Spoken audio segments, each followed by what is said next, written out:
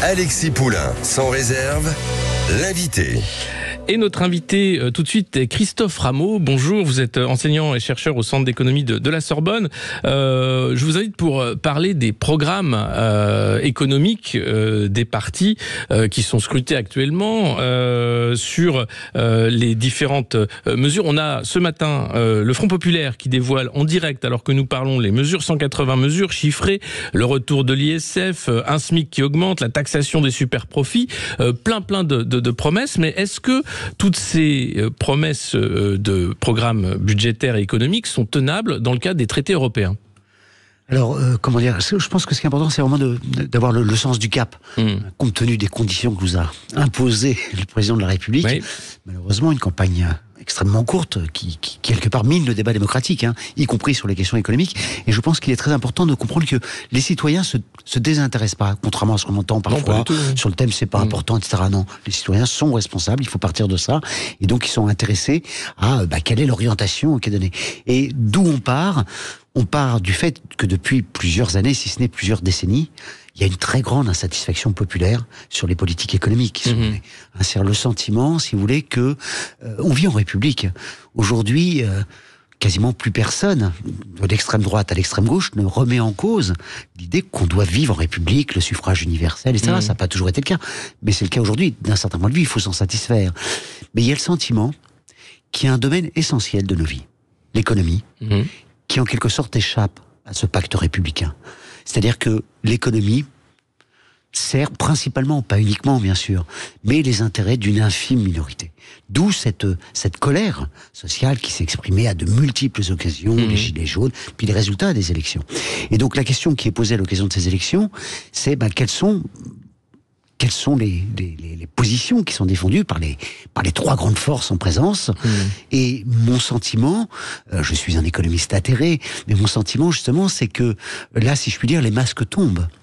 Pendant longtemps, le Rassemblement national apparaissait comme porteur, c'est ce qui faisait une partie de sa force, d'une rupture sociale, c'est-à-dire d'un programme social. Or, au pied du mur, là, si je puis dire, ce que nous présente le Rassemblement national, pour parler crûment, mais je vais pouvoir ensuite étayer tout ça, c'est la poursuite de la politique économique d'Emmanuel Macron. C'est ça. Avec des marches arrière systématiques sur l'âge de départ en retraite, sur... Oui, alors non seulement les marches arrière, mais quelque chose d'important qui est que le déficit public est très important, 5,5% du PIB, mais quand on regarde précisément pourquoi il y a ce déficit important, on s'aperçoit que c'est pas à cause des dépenses.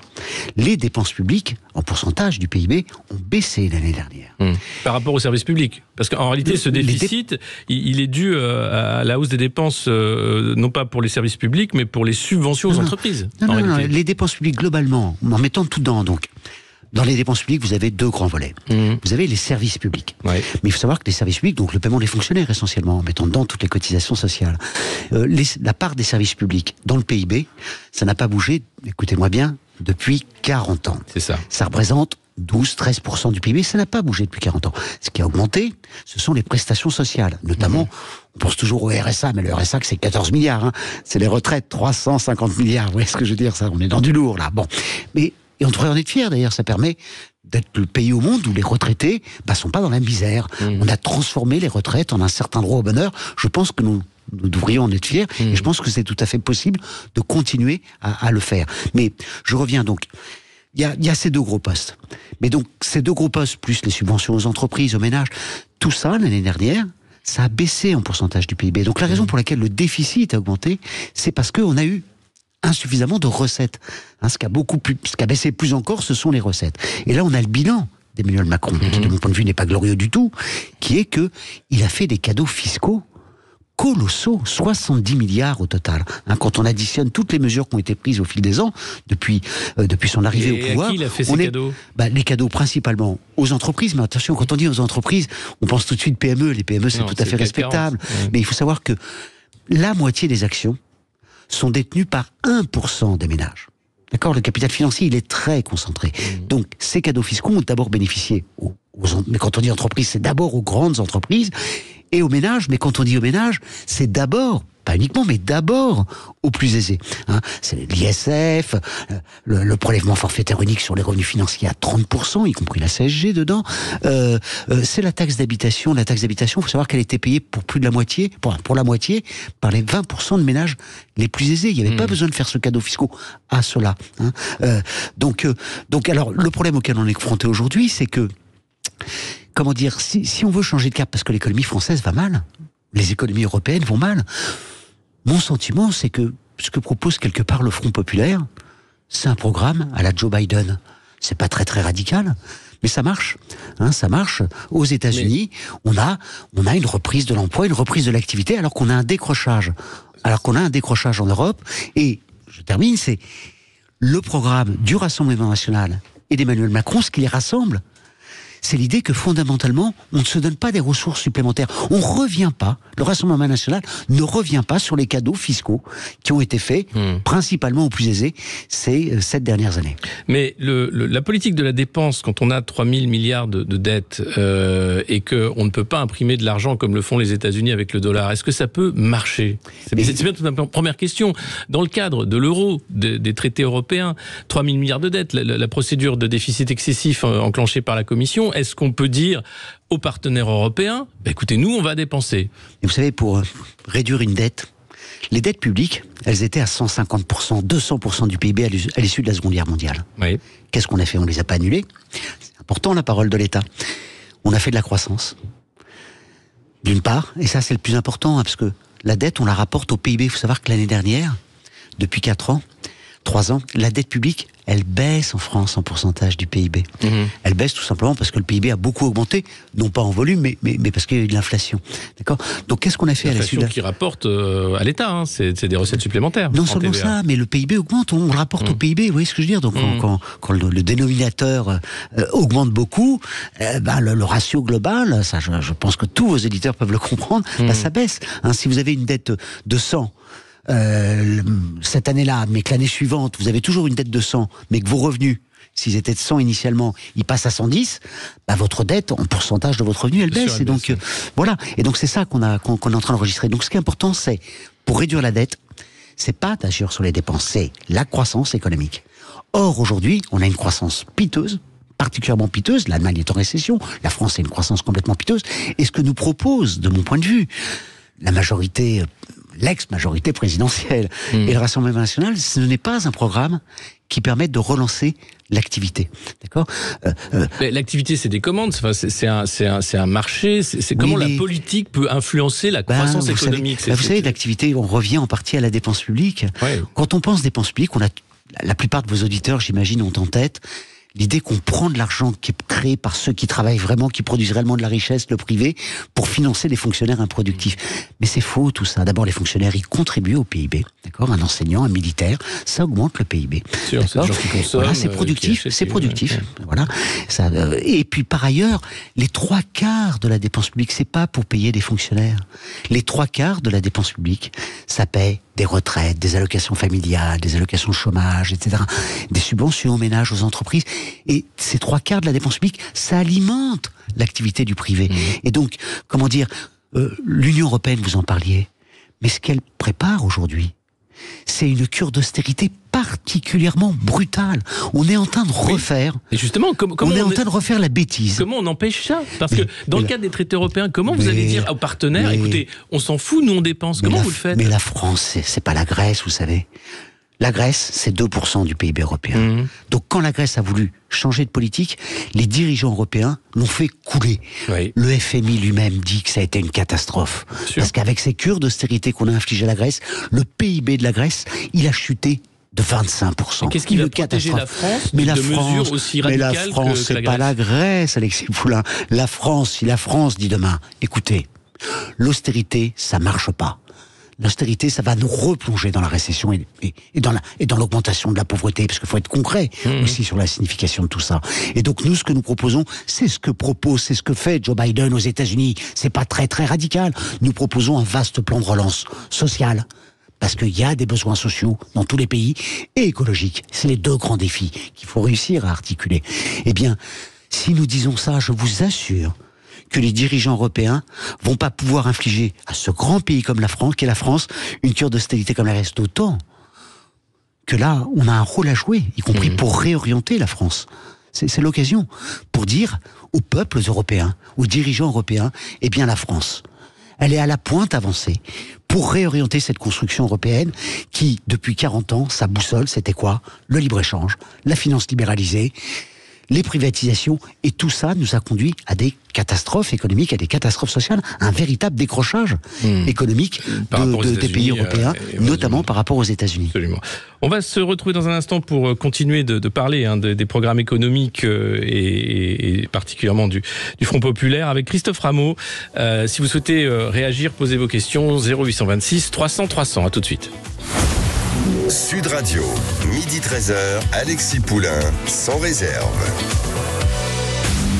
Sud Radio, midi 13h, Alexis Poulain, sans réserve. Et on se retrouve avec notre invité Christophe Rameau, enseignant-chercheur au Centre d'économie de la Sorbonne, pour parler du chiffrage de ces programmes. 200 milliards de dépenses sur 5 ans, nous dit Jean-Luc Mélenchon pour le programme économique du Front Populaire, avec 230 milliards de recettes. Et c'est là toute la clé, c'est de la dépense qui rapporte en réalité. Une question sur le SMIC qui serait augmenté assez rapidement. Et immédiatement, vous avez une réaction comme celle de Bruno Le Maire. On va l'écouter à propos de cette augmentation du SMIC. J'aimerais avoir votre avis. Le patron d'une boulangerie, l'entrepreneur, le menuisier, le patron d'une PME, le commerçant, quand il va voir que ses salariés qu'il payait 1398 € net, il faut passer à 1600 €. Il les verra et dira: je suis désolé, j'aimerais bien vous payer ce tarif-là, mais je peux pas, j'ai pas les moyens. Donc vous aurez des vagues de licenciements et un chômage de masse.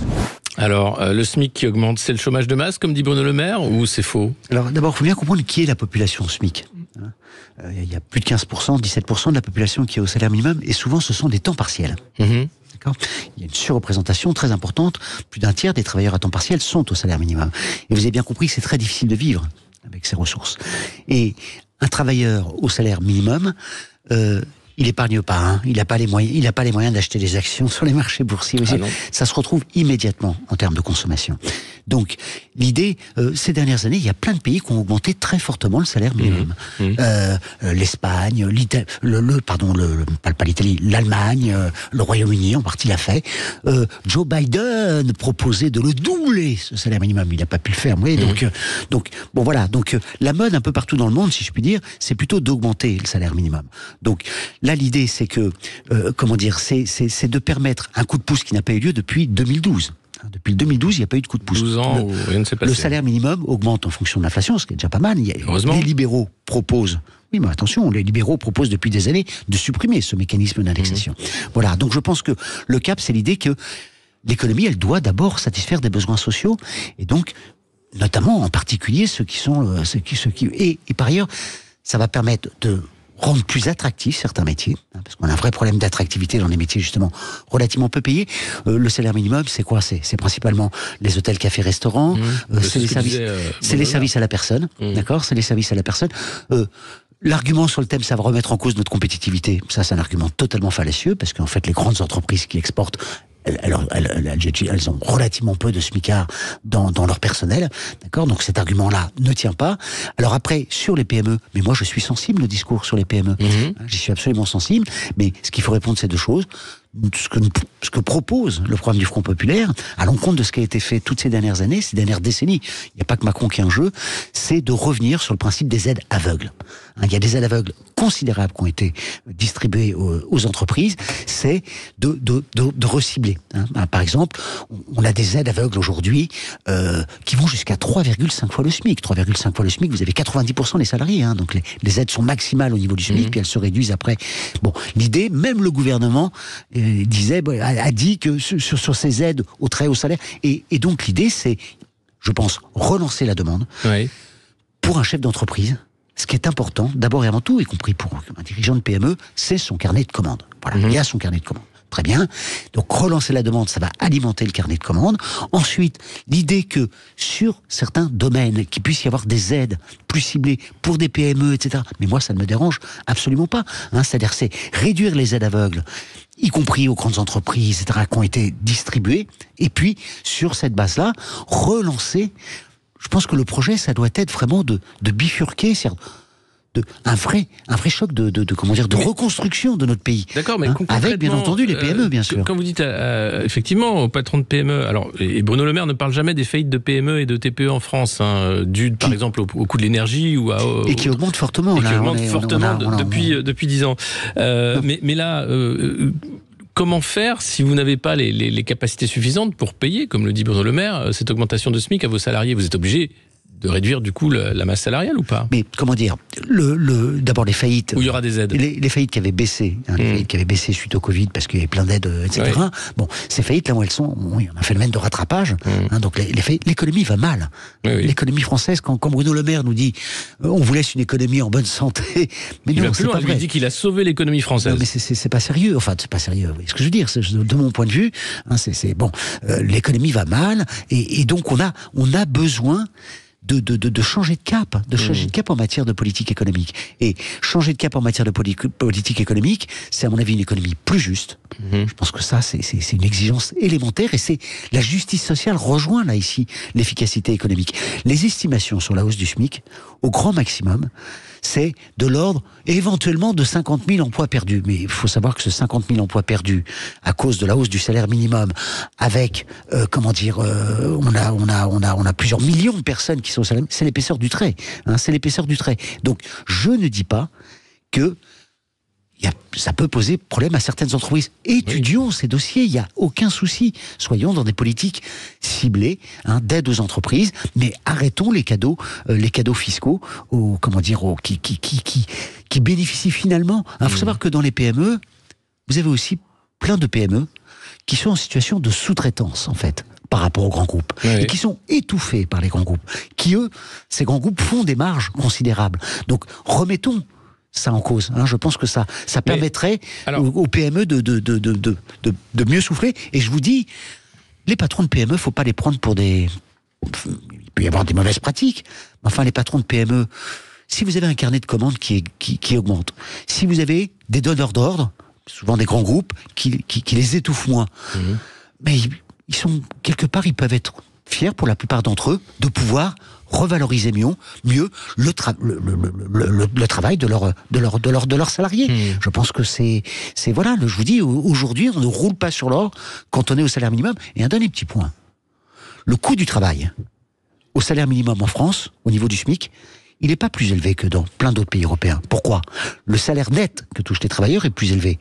Mais la France, on est les champions du monde des exonérations de cotisations sociales. Il n'y a plus de cotisations patronales au niveau du salaire minimum. Ce qui n'est pas le cas dans les autres pays. Vous voyez ce que je veux dire ? Donc quand on dit « Ah là là, le salaire minimum est très élevé en France », c'est vrai pour le salaire net que touchent les travailleurs, d'accord ? Il est plus élevé qu'ailleurs, mais c'est pas vrai pour le coût global du travail au niveau du salaire minimum. Et je pense qu'il faut intégrer le fait que tout travail mérite une juste reconnaissance. Je pense que la plupart des patrons seraient d'accord avec ça, et les salariés de surcroît. Mais la question de la dette, quand même, vous parlez des politiques austéritaires qui sont proposées par l'Union européenne, le fait que la France n'aurait pas un destin à la Grèce, par exemple, mais comment arriver à emmener les Allemands, par exemple, dans cette idée d'une politique où on va laisser tomber la règle des 3%. Est-ce que la BCE peut tenir la route ? Est-ce que l'euro peut tenir la route si les différents pays européens ne sont pas d'accord avec cette politique de la dépense ? Mais d'abord, les 3%, vous avez remarqué qu'on ne les a pas respectés de nombreuses fois ces dernières années. Mais je pense qu'il faut vraiment intégrer que la dette publique, elle a augmenté. Vous savez, la dette publique dans tous les pays développés, elle était à 150-200% du PIB à l'issue de la Seconde Guerre mondiale. On a fait de la croissance, on a taxé les riches quand même, etc. La dette publique dans tous les pays développés, elle s'est réduite à 20-25% à fin des années 70. Elle a réaugmenté depuis le tournant néolibéral. D'accord ? La dette publique en France en 82. Oui. Maintenant, pour certains, il y a l'idée que la France en 82 était au bord de la faillite. Mais non, elle était à 25% la dette publique. Aujourd'hui, on est à 110%. Qu'est-ce qui s'est passé ? Mais ce qui s'est passé, c'est qu'on a eu moins d'activité. D'accord ? On a eu moins d'activité. Et on a eu moins de recettes parce que, notamment, on s'est privé d'une série de recettes socio-fiscales au bénéfice principalement des plus aisés. Et voilà. Et donc, par ces deux biais-là, eh bien, ce qu'il faut faire, c'est exactement l'inverse. C'est des politiques de relance, d'accord, politiques de relance qui permettent, c'est l'effet dénominateur dont je vous parlais tout à l'heure, et puis c'est ce qu'on appelle l'effet cagnotte. Quand vous avez les recettes socio-fiscales, en fait... Sur la relance, d'accord, mais il y a quand même cette idée dans le programme du Front Populaire de taxer les dividendes, par exemple, d'aller chercher l'argent auprès de la finance. Qu'est-ce qui se passe si Total décide de mettre son siège social aux Pays-Bas ou à New York, comme il l'avait dit? Vous savez, moi je suis pour partir d'un principe, il y a les entreprises d'un côté, mais... vous savez, aux États-Unis, il y a un dispositif qui s'appelle l'exit tax.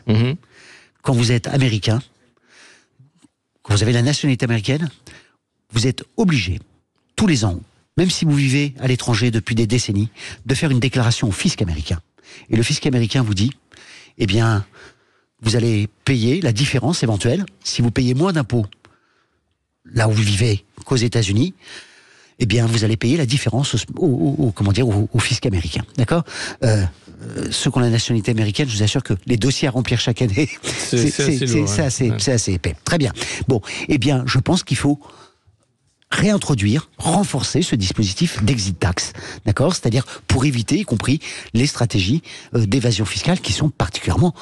À nouveau, on rompt le pacte républicain ici. Européenne, absolument. Merci beaucoup. Il y aurait beaucoup à dire encore sur les programmes économiques. On y reviendra bien sûr pendant cette campagne. Christophe Rameau, merci d'avoir été avec nous. Dans un instant, la culture dans tous ses états avec André Berkoff et Céline Alonso pour une émission spéciale sur Antoine de Saint-Exupéry pour les 80 ans de sa disparition. À tout de suite sur Sud Radio. Sud Radio. Sud Radio. Parlons vrai. Parlons vrai. Sud Radio. Parlons vrai.